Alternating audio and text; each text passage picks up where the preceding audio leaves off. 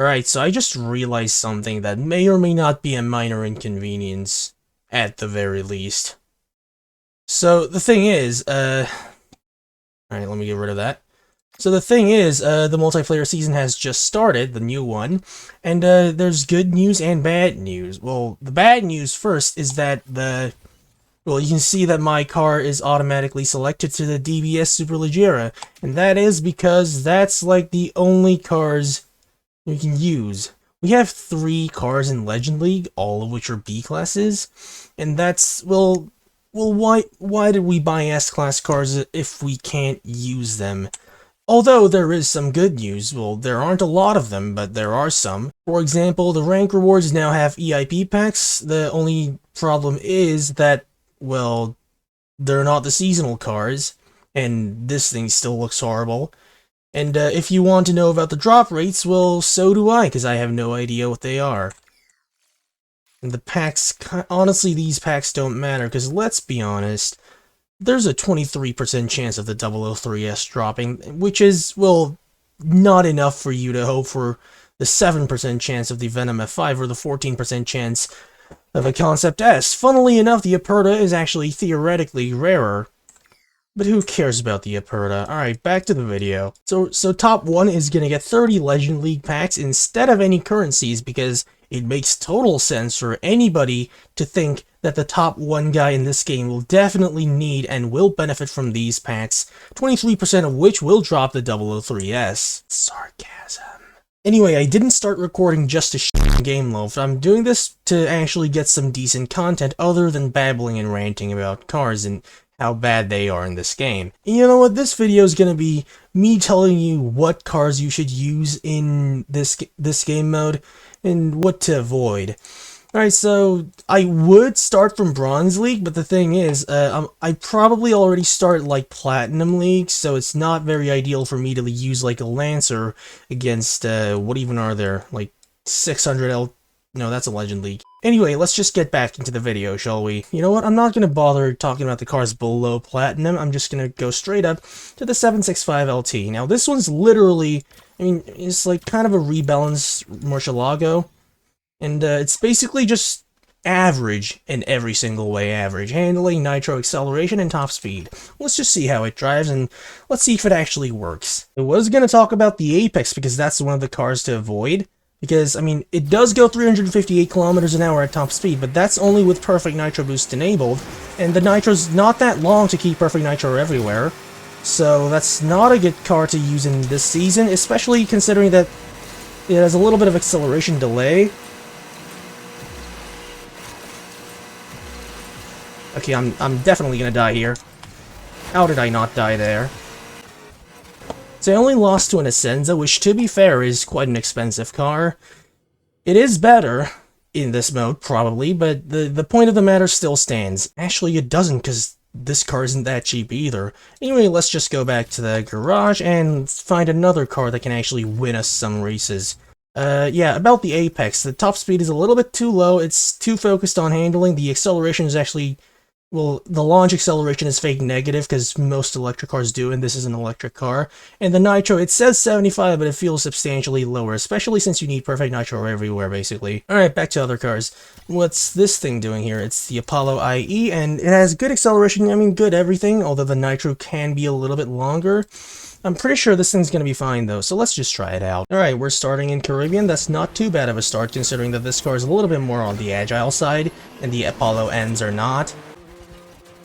Yeah, this is much better than the 765 LT, because, I mean, it basically has more of everything, basically. It's just a better car. Now for the less popular options. Whatever the hell this is, I mean, it has good top speed, I'll give it that, but the thing is, it has terrible handling and acceleration. Also, the shockwave duration is actually bugged. It's lower than 85, so don't trust it too much. Oh wow, now the League icon has been updated. It says Platinum 4 over there. I just noticed that, and I think that's actually a nice change, because we never knew which sub-tier of the league we were in until now. Alright, that's a friend of mine, so I'm gonna be beating him up, or I would have been beating him up if I wasn't in a Sin R1. I mean, the nitro is long, but the acceleration is 77. Yeah. Really, this is fine. That's perfectly acceptable turning radius. This is perfectly acceptable. What are you talking about? This is fine. This is fine.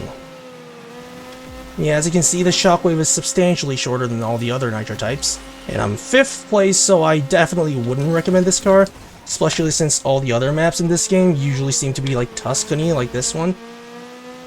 Oh, and nice handling over there. I just wasted that Shockwave. Alright, so I'm just gonna dish this into the hole where it crawled out of, and I'm just gonna review this one. This is the Reventon, whatever, however you pronounce it. We meet a couple friends over here, and I'm not gonna care. I'm just gonna run away like the coward I am.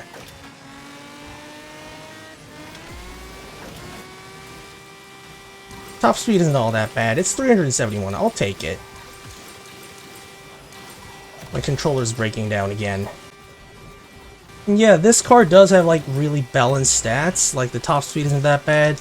Acceleration can be better, but then again, the nitro's long enough to negate the lack of acceleration and handling. It's honestly a fine car, really. The drift can be better. But then again, it's a Lamborghini and it's in B class, so what do you expect? Alright, so that's the Reventon done. Now it's time for the Enzo. Compared to the Reventon, this thing has more top speed and less everything else. But you know what? This is Ghost Season and that's still long enough of a Nitro. Let's see how this thing does. It definitely has a lot more top speed. The acceleration is definitely worse, I can feel that. But you know what? It's not too big of a problem, since the nitro's already long enough. Although that's a skill issue right there. And hopefully I'm gonna win. Like, it's a really close race, but I'm definitely gonna win. Oh yeah.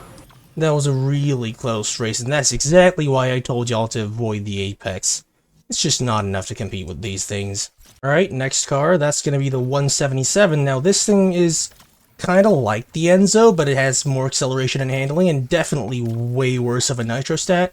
But you know what? That acceleration and handling should mean it should lose less speed than the Enzo, so one way to find out if it's actually as good. Yeah, as you can see, this thing drifts a lot better, and we're already at top speed, basically. So, it is definitely, what's the word for this? It's definitely more balanced. Like, it's not too nitro dependent.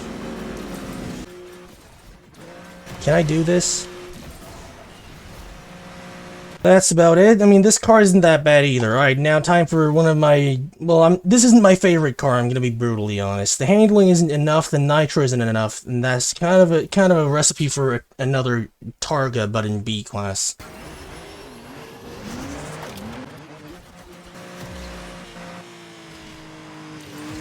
On second thought, this isn't actually as bad as I first imagined it would be. It's not as bad as I remember. Maybe it's because it's overclocked, or maybe it's because I was bad and now I'm better. Who knows? We'll never know. But I can see why some people still like this thing, actually. I retract my statements about this car. Partly because the car is actually better than what I expected, but mostly because this guy is gonna be killing me if I keep saying this.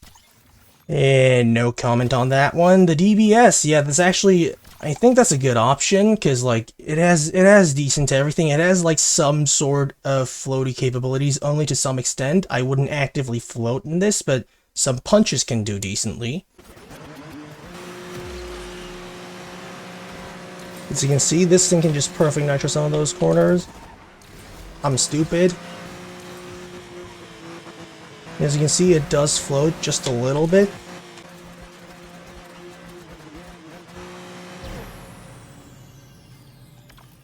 Anyway, we're now on to the SCV12. Probably should call it the Essenza.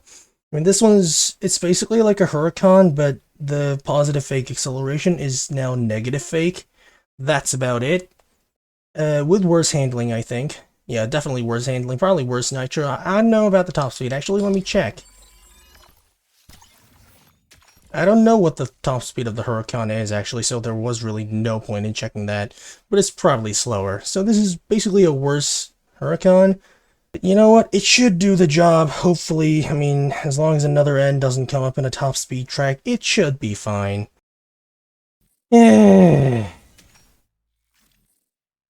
Alright, on to the next car. By the way, I'm not going to be reviewing the Daytona, mostly because I can't.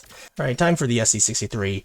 This one's got, actually it has like inverted suspension like the Imola, so it kinda can float, and it occasionally digs into the ground, which results in a really nice speed retention, but it usually doesn't. And it kinda requires air momentum to do that, so if you don't if you're not drifting right after an airspeed, the car usually won't punch very well and it's going to lose speed quite quickly. Or if you curb abuse, that can work too, I guess. Jesus Christ, I still can't speak English.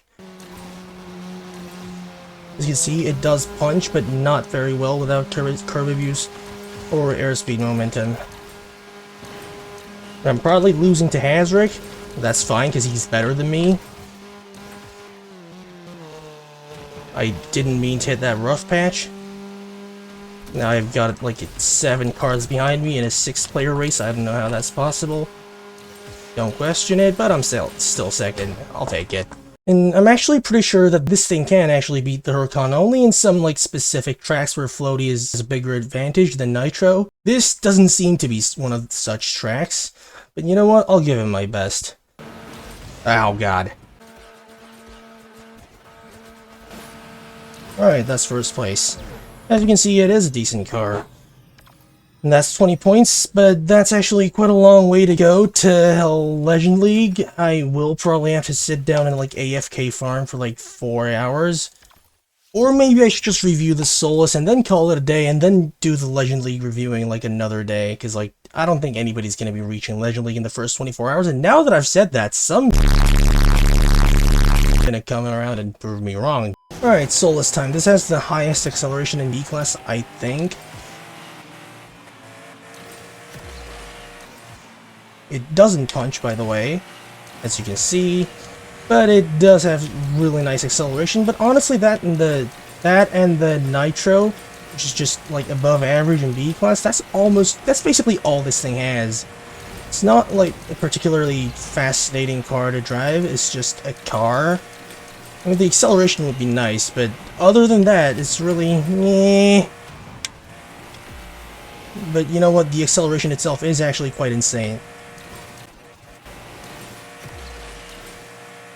Alright, that's enough. I'm going to be ending the video. Actually, I just reached Platinum 3. I mean, that's good, I guess, but I don't care.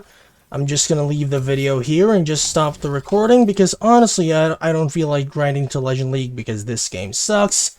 And I also don't feel like, you know, just going to the lower league cards and spamming them because I know I'll drop down. I'll just let you know when I get to Legend League and I'll probably just leave another video over there. Alright, see ya, bye.